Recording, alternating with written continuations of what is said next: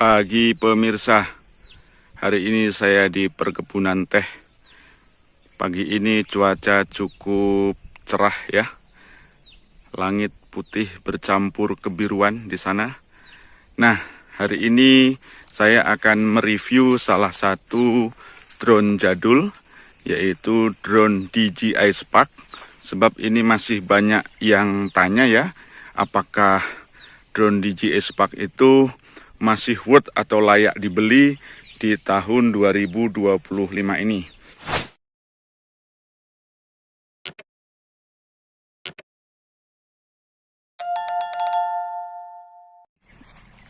Jadi begini teman-teman ya, untuk masalah layak dibeli atau layak nggak dibeli itu tergantung kebutuhan kita ya. Misal begini, saya memiliki drone DJI Spark ini saya gunakan untuk dokumentasi pribadi saja ya. Jadi untuk dokumentasi perjalanan, dokumentasi wisata keluarga ya. Karena bagi saya dengan resolusi 1080p atau Full HD saya rasa masih cukup lumayan lah ya ditonton di TV, Android, YouTube ataupun ditonton di media sosial. Nah kemarin sempat ada yang nanya, Bang, kalau di-upload ke Facebook ataupun ke media sosial yang lain, misalnya status WhatsApp, kenapa videonya kok pecah ya? Padahal sudah Full HD. Nah, itu ada caranya kalau itu ya. Nanti silahkan cek di deskripsi cara upload video drone atau video dari kamera apa saja, supaya hasil di Facebooknya ataupun di status WhatsAppnya bisa tetap jernih, tidak blur gitu ya. Oke, kembali ke drone DJI Spark. Jadi ini sudah kameranya 2 aksis gimbal, artinya merekam dengan kondisi yang cukup smooth ya.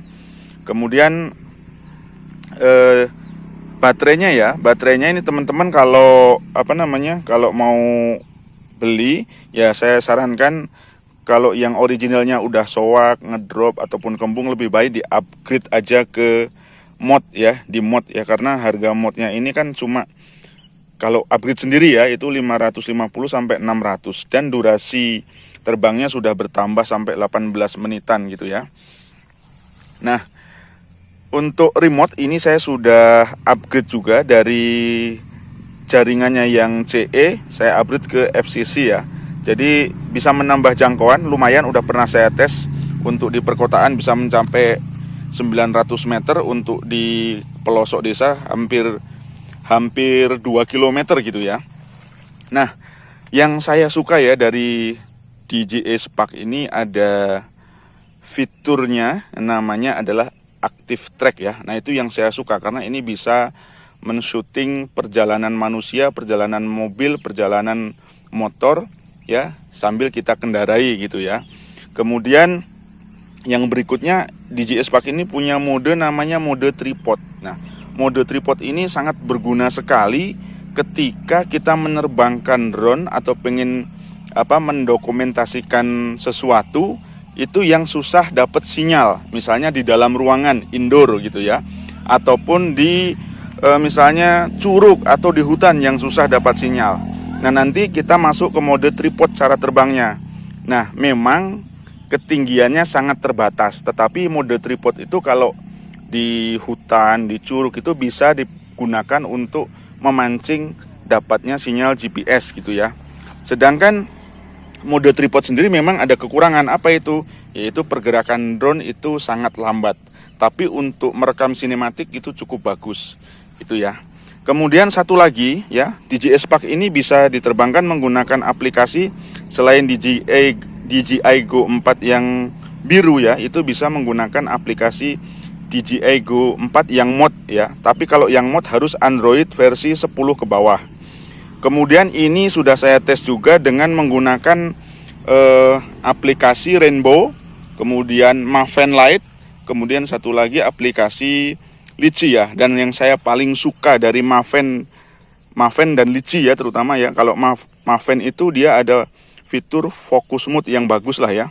Kemudian kalau dari aplikasi Litchi itu yang saya senangi itu aplikasi Waypoint dan Orbit ya, dimana dengan aplikasi Litchi itu bisa mengorbit sesuatu benda, bangunan, tempat itu, dan hasilnya sangat bagus banget itu ya.